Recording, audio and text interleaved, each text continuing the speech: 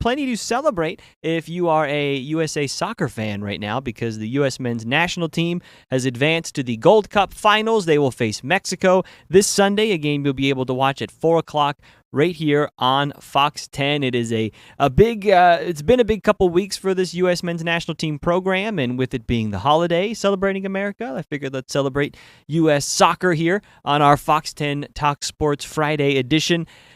If you're a Fox 10 viewer and you watch me on air here throughout the various sportscasts and newscasts, you may not know something about me, is I am an avid soccer fan, okay? So I am a huge Premier League fan. This was earlier this year.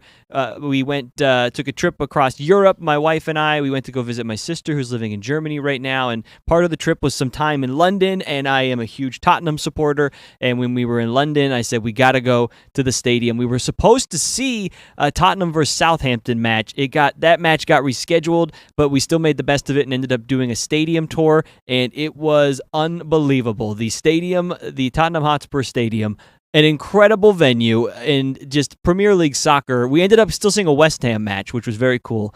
The venue, the atmosphere, just unmatched. It was one of the coolest buildings I had ever been in. You see my reaction here. As I walked out onto the stadium, I almost had goosebumps, but that's more of a me thing, just from how much I have watched Tottenham games at 4 in the morning here in the States, and then to be in the building where they are played. It was kind of an out-of-body experience. Very cool, and very cool to have been able to share it with my wife and sister, who were there as well. They were the ones taking the video of me walking out of the players' tunnel there, but I am a big soccer fan, a big F1 guy as well. I've kind of found over the years covering sports, I've been doing this for over a decade now, and covering sports, you kind of, you get close to the teams and the players that you cover, and it's still, you're of course a fan of them, but it's nice, I kind of got into really being an F1 and Tottenham soccer fan because I'm so removed from it. I don't cover those sports, and I don't cover the Premier League, so you can just truly be a fan and just enjoy them for what they are and not have to worry about any work seeping in. So that's kind of how I've really become kind of a diehard soccer and F1 fan. But that's enough about me here on Fox 10 Talk Sports. Let's dive in to this U.S. men's national team, because it has been an interesting few weeks for the program, interesting month or so for the program. They had the losing streak leading into the Gold Cup tournament, and then this has been a summer where the stars have not been there for the U.S. men's national team. No Christian Pulisic, no Weston McKennie, no Timothy Weah. Some changes of who's going to be the goalkeeper, who has been in and out of the net throughout this tournament. The A squad, the squad that we anticipate to be there for the World Cup next year, when not only is the World Cup on Fox 10, but it will also be largely hosted by the United States, a North American World Cup. The stars that we expect to represent the red, white, and blue in that tournament, most of those guys not in this Gold Cup squad for various reasons. And so there was some concerns going into this tournament if Mauricio Pochettino was kind of the right manager for this project, coming from being a club manager to an international manager. They're paying him a lot of money, the U.S. Soccer Federation is, to get the U.S. ready for this World Cup. Some of those concerns have now been quelled a little bit by the run that the U.S. men's national team has been on, 5 straight wins in the Gold Cup to reach the final against Mexico. I had a chance to talk with Rob Stone recently of Fox Sports. He's the studio host for all of these big soccer tournament coverage, and Rob told me that, yes, some of those concerns may be a little lighter now, but the concerns are maybe still also there for this U.S. men's national team, despite how far they've gone in this Gold Cup tournament. They're still there, but they're getting chipped away at, right? It was a 4-game losing streak coming in. Now we got a 3-game winning streak. But, if they don't take care of Costa Rica Sunday in Minnesota on Fox, then a lot of that momentum is going to get washed away.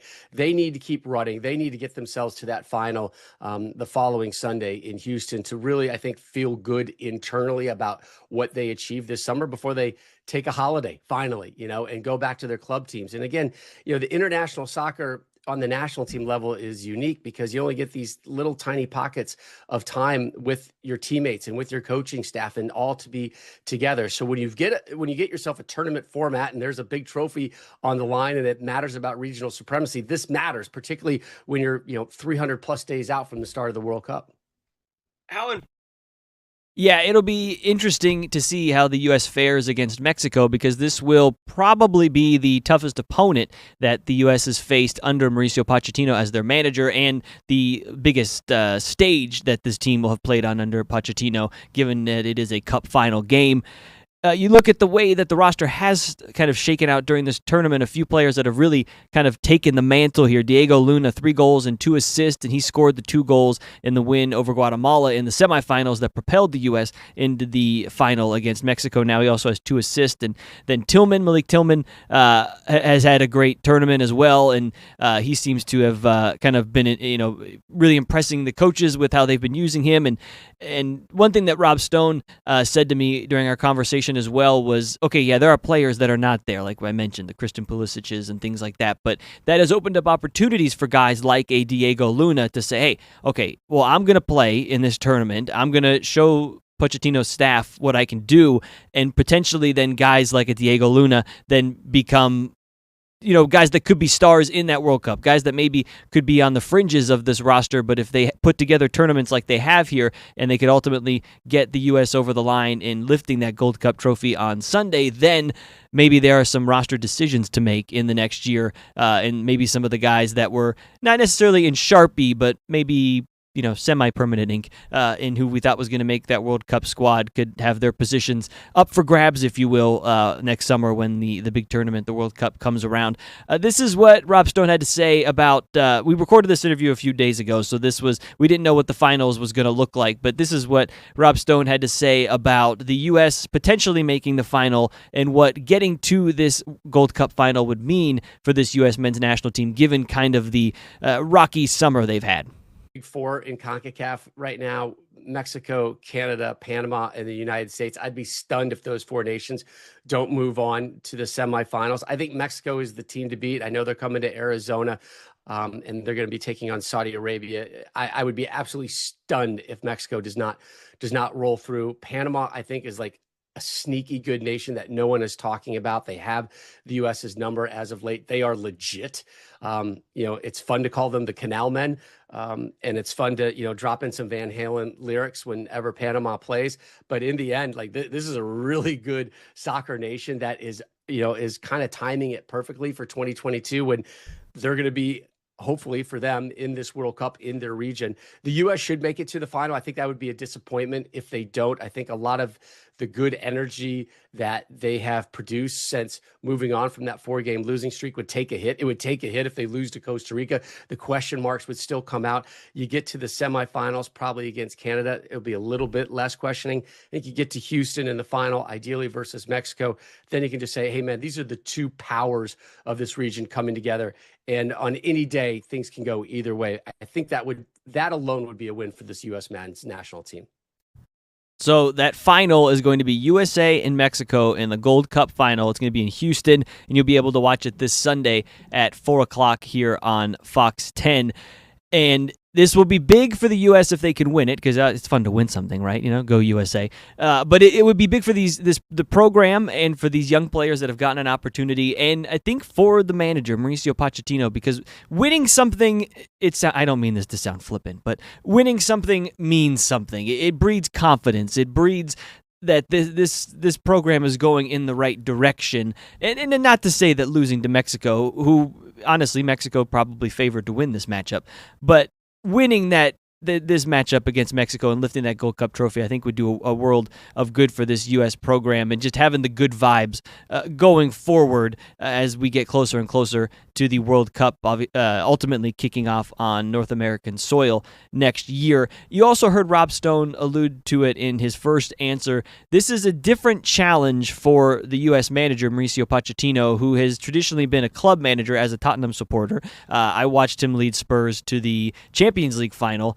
back in, I believe it was 2016. He's had great success as a club manager, also managed PSG when they had Neymar and Messi and Mbappe. So he has managed some of the biggest stars in the game and at some of the biggest clubs in the game. He's never really done it on the international level, and the U.S. paying him a good sum of money to come in and kind of reshape and get this, what was kind of been deemed the golden generation, this Christian Pulisic, Weston McKennie, these guys that have, really the hope was that they would put U.S. soccer on the map when they all came of mature, of age here, and they have the opportunity now in this World Cup. But being an international manager is so different than a club manager because there are international breaks in the schedule throughout the year where Mauricio Pochettino will only get weeks at a time to drill and work with these players, as opposed to when you're managing a club and it's every single day you're with them and you're playing multiple matches a week. So I think it seems like Pochettino has had a bit of a learning curve and getting